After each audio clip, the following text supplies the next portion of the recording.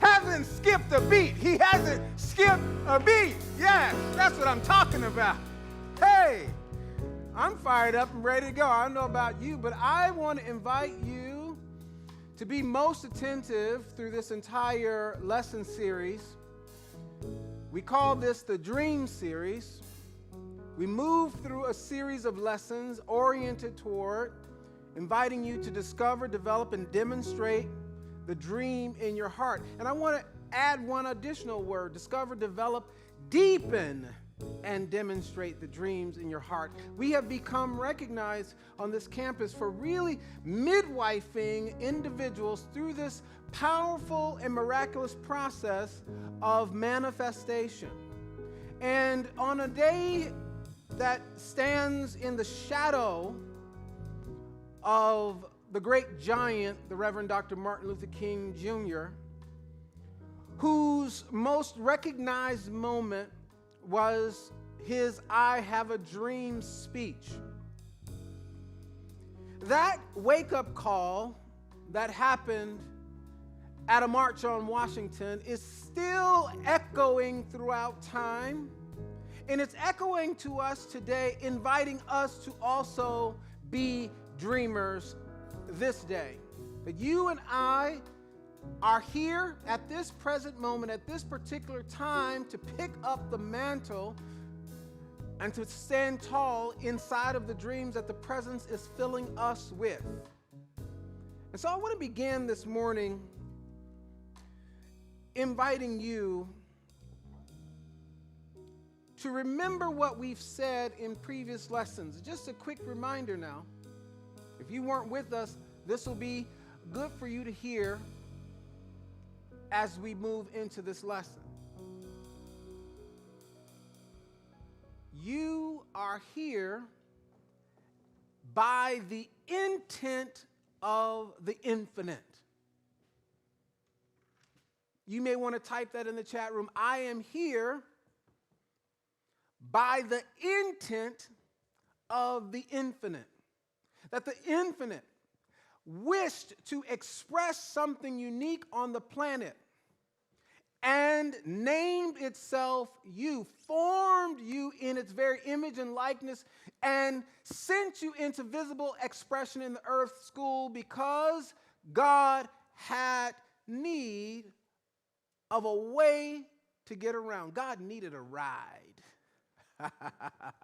God needed some transportation in the earth school and clothed itself as you, and then pressed into your soul consciousness, pressed into your very being a purpose, a reason for being.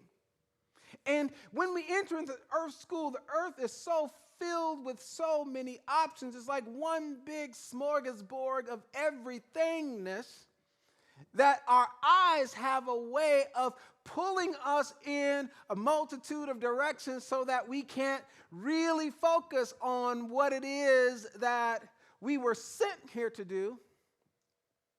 But as we stand in the shadow of the great one, the Reverend Dr. Martin Luther King Jr., we have an example of one who eventually pulled himself into alignment with his divine assignment. Say, I choose to pull myself into alignment with my divine assignment. I choose to pull myself into alignment with my divine assignment. Someone is now typing that in the chat room.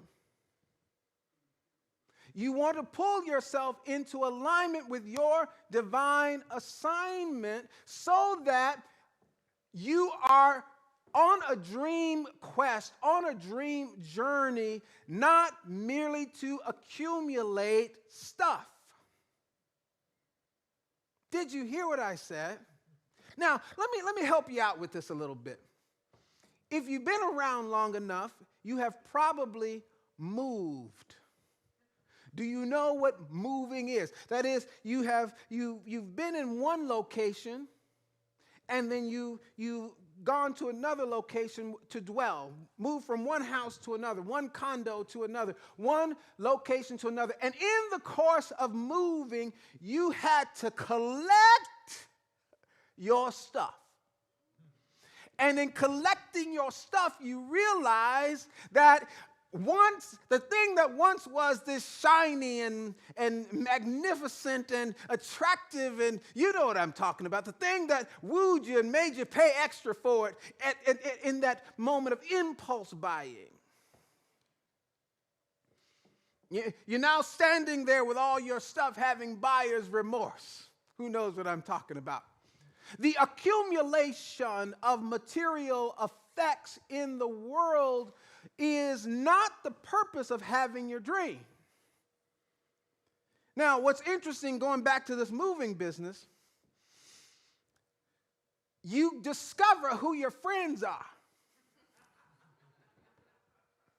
When you got to move, you call them up and say, I need some help.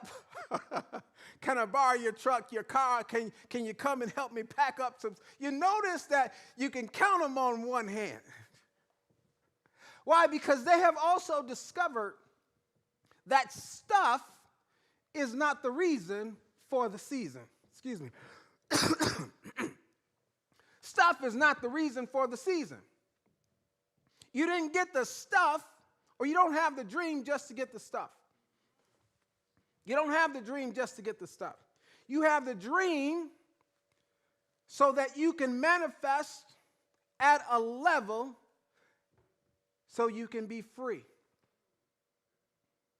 We learn how to manifest at the material plane so that our needs are met, so that we have an environment and the modus operandi, the equipment and the tools that we need so that we are free to deliver our gifts on the planet. Did you hear what I said? So I want you to have a car to get around in. But your purpose in coming to the earth place was not to manifest a car. But go ahead and get you one anyway. And get you a good one too. I ask you to get a fuel-efficient one. One that leaves very little impact on the planet. You know what I'm talking about. You're not here to get a car, but since you have to get around, go ahead and get yourself a car.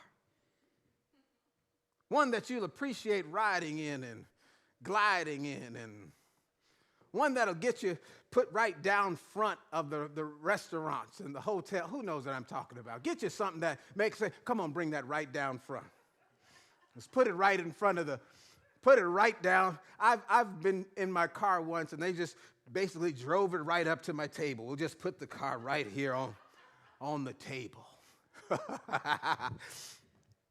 I want you, when you have the right perspective that I'm here to be in alignment with my divine assignment, and I use this process that we're going to take you through to manifest in order to get free. I want to get free. I want to get free so I can deliver my gifts. When you have the right order of operation in place, then you can have the best. Why? Because you know that you will not be used by these things. These things are here for you to use so that you can have a better experience of delivering your gifts on the planet. Are you hearing me? This is a right understanding of this manifestation process. You will not be remembered for the car that you drove, the house that you lived in, but you will be remembered by where you drove that car in the delivery of the gifts you have on the planet. Have been given to deliver on the planet. Are you with me? This is what I want us to understand. So we place the emphasis on you and I pursuing the dreams in our hearts so that our souls can open up to their maximal capacity and we let God express to the most. Say, I'm here to let God out. I am here, type it in. I am here to let God out. You may have the dream. You may have the dream to seek higher education. We seek higher education not merely for the prestige of the institution. I seek higher education so that I can get my questions answered, and I can refine my skills, and I can sharpen my capacity to what? Effectively deliver the gifts that I have been given to deliver on the planet. But if you're going to go to school, find you the best school that you can go to. Do you understand? Find you the best professors that can pour into you. Find the best mentors. Do you understand? I don't want to contradict myself. I'm not telling you you're here to somehow drudge through life and experience the worst for the sake of delivering your gifts on the planet. No, I want you to be able to have the best for the best. Have the best for the best. And what is my best? My best is my intent to be excellent in the delivery of my gifts. Not half-hearted. Not lazy. Not easily defeated. I'm giving my best. Giving my all. And in so doing, I should be able to rest from that in Jamaica. On the beach with some hot sand in my feet, man. And some rice and peas and some, come on now, don't get me started on. Do you understand what I'm talking about? That we can have right balance. And so I want to center on this for a moment, because I think it's important in the pushing off that we're grounded in a right understanding of why we're given the dream. Here's the other thing. You and I are space and time bound souls. That we are here in a particular place and at a particular time in human history. You and I are here in a particular place at a particular time in human history. And so the dream that you have in your heart,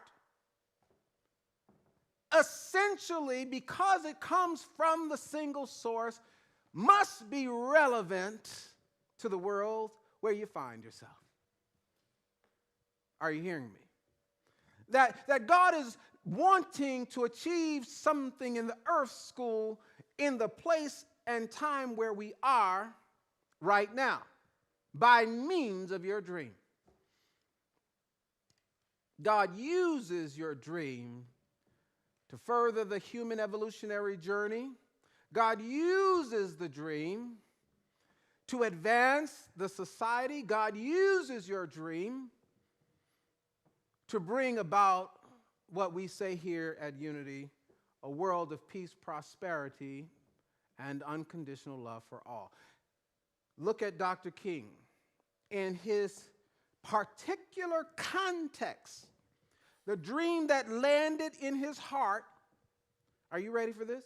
The dream that landed in his heart was not space travel. He didn't have a dream to get in a rocket ship and go into space, because in the 60s, though that was a possibility, that was not so relevant to the world and the person and the experience that he had. His dream spoke to the condition that he lived, moved, worked, and worshiped in. Have you got it? And so I want to give some texture now. I want you to have some texture for the dream journey that you push off in. Why? If it's got texture, if it's got context, you will be fully supported by the source. Your struggle won't be as hard. Did you hear me? Have you ever pushed out in a dream journey, just seemed like you're struggling, constantly struggling, can't get the business to start, can't write the book, you just can't ever get the full energetic thrust that you need to get the thing off the ground. Why? Because that's not yours to do. So God ain't helping you. It's not yours to do. So you're not getting any help from the infinite. And you're just wearing your little self out. Distinction. There's a distinction between force and power. There's a distinction between force and power. When you are truly tapped into your divine desire, your divine destiny, your divine assignment, you are given power to accomplish it. You don't have to force it into manifestation. Are you hearing me? So say with me again, and you may want to type it in the chat room. I choose to align with the divine. Come on. I choose to align with the divine. That's where you get your fuel for your dreams. That's where the power comes from. Then you're operating with power, as though the wind is at your back rather than in your face. I always am amazed at the endless, boundless energy that Dr. King and his cohorts had in the movement called the Civil Rights Movement. How they just had all this energy to keep going and to keep moving and to address the terrible condition that they had. It was because they were aligned with the divine. And one of the things that we often miss in our journey, our dream journey, is to seek energy as a part of our manifestation journey. We're not praying for the energy. We're praying for the stuff. But what if you got the stuff and had no energy? Are you hearing me? I want you to have the energy to enjoy it, the energy to stand tall in your vision, the energy, the capacity, and that comes when you get right in alignment with your assignment. All right, let's take the first 3 steps together today of 12. We're going to take 1, 2, and 3 today. Now that we have a good foundation, this is how we push off into the Dream series. Now remember, I am expecting miraculous manifestation throughout this entire series.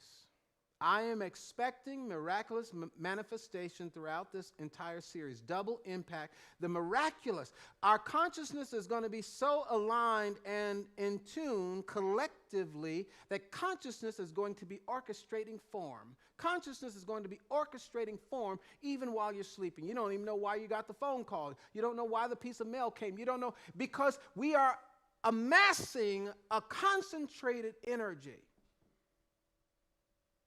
aligned with the assignments that are for our lives.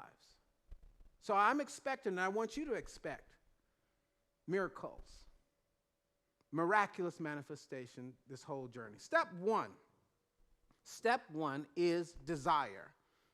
Someone type it there. Desire.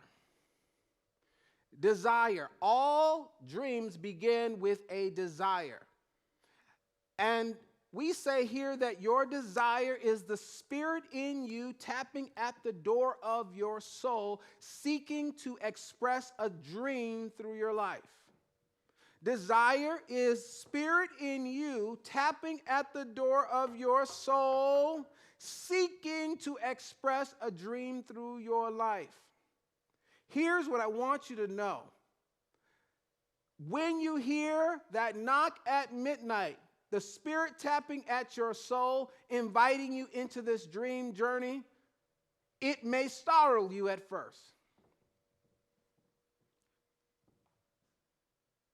be careful not to attack the messenger.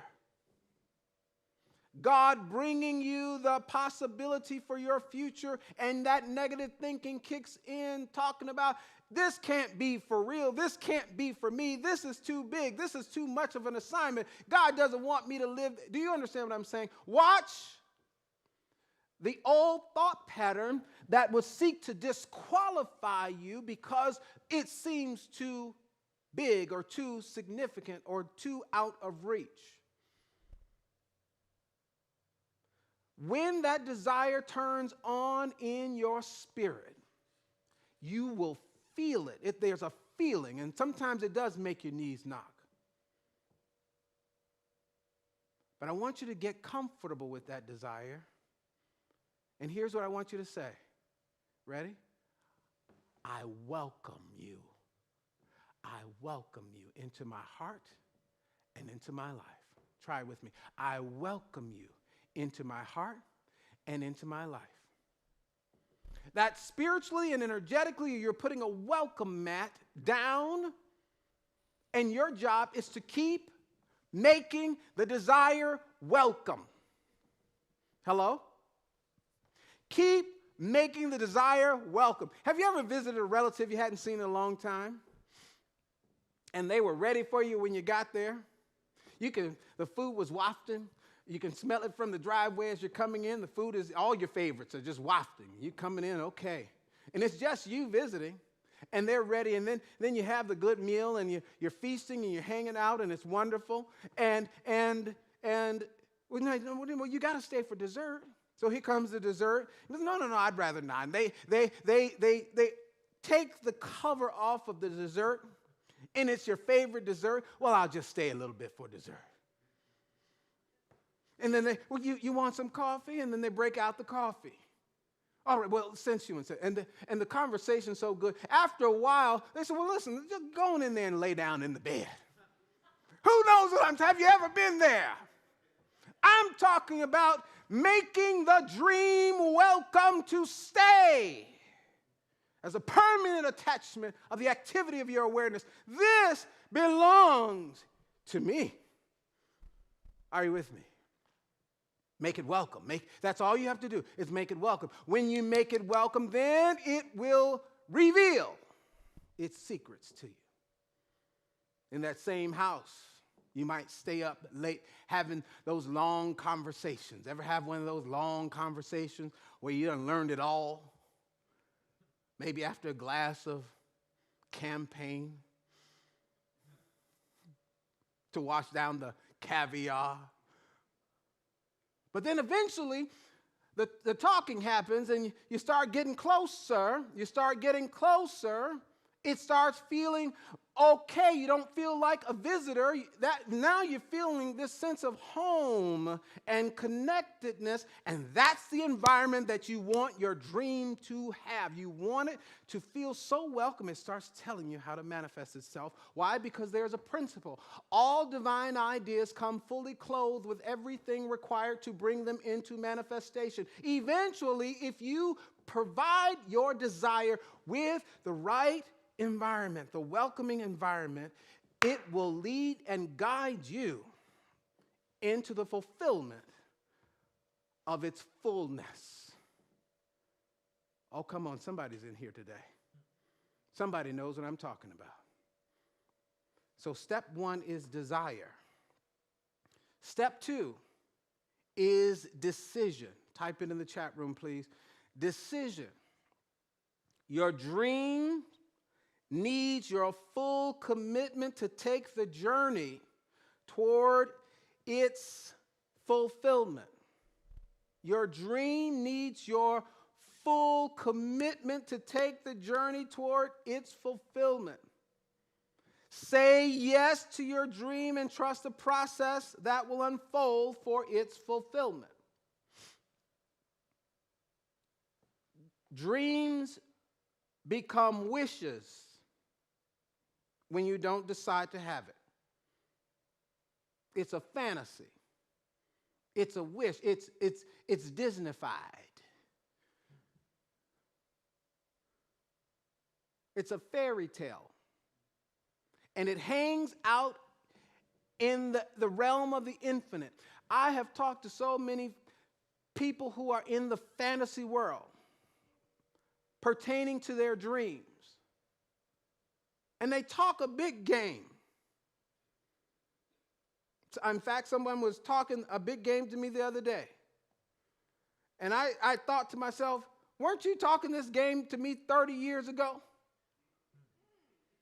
We talked about this thing. It dawned on me. I've been having this conversation with you for about 30 years. And I'm only 31. You can look up here and tell. I don't even use Just for Men. Hanging out in the fantasy is usually because one is afraid to make a decision. Nothing moves into visible manifestation without a made-up mind. Can't be wishy-washy about the thing. You got to get all the way in. Dr. King would say it this way: you don't need to see the whole staircase. Just take the first step. The journey and the road for your dream is revealed on a need-to-know basis, and you don't need to know if you're not bold enough to decide to have it. So you must make a decision, and we make decisions through declaration. We make decisions through declaration. Say out loud with me at home: I will and I shall have my dream. Come on, try it on. I will and I shall have my dream. Again, I will and I shall have my dream. And I always add this one: so help me God. It takes on new meaning when you say, so help me God. I've decided. And I'm the only one that can make up my mind. Nobody else can make up your mind. So stop giving everybody everywhere else permission to make your mind up for you. Nobody can make up your mind for you. And nobody can unmake your mind up when you've made it up. Hallelujah. My mother knew when I was a kid that I was going to